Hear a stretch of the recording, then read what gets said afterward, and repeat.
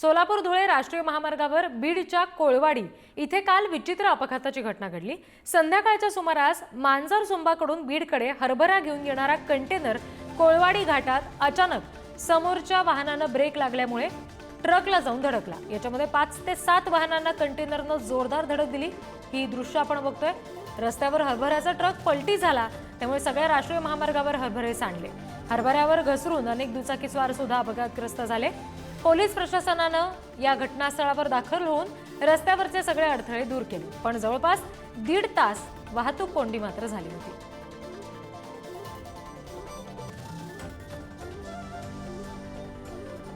आणखी तपशील आपण घेणार आहोत। प्रतिनिधी उदय नागरगोजे आपल्याशी जोडले गेलेत त्यांच्याकडून। उदय, नेमकं कशामुळे अपघात झाला समजू शकलाय का, आणि सध्या या मार्गावर काय परिस्थिती आहे? नक्कीच आपण जर बघितलं तर सोलापूर धुळे महामार्गावर ज्या ठिकाणी हा अपघात झाला त्याच्या काही अंतरावरच घाट आहे आणि घाटाच्या उतारावरून हा कंटेनर येत होता।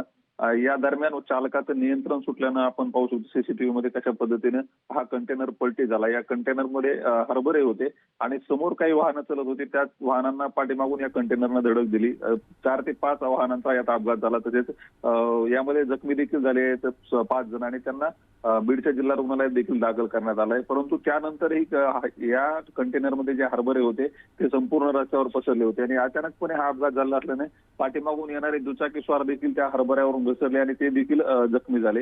यानंतर बीड ग्रामीण पोलिसांनी त्या ठिकाणी पोहोचत वाहतूक सुरळीत करण्यासाठी प्रयत्न केले। तसेच रस्त्यावर जे हरभरे पसरले होते तसेच हरभऱ्याचे जे पोते पडले होते ते देखील बाजूला काढण्याचं काम केलं आणि त्यानंतर जवळपास 1 ते 1.5 तासानं सोलापूर धुळे महामार्गावरील वाहतूक जी आहे ती सुरळीत झाली।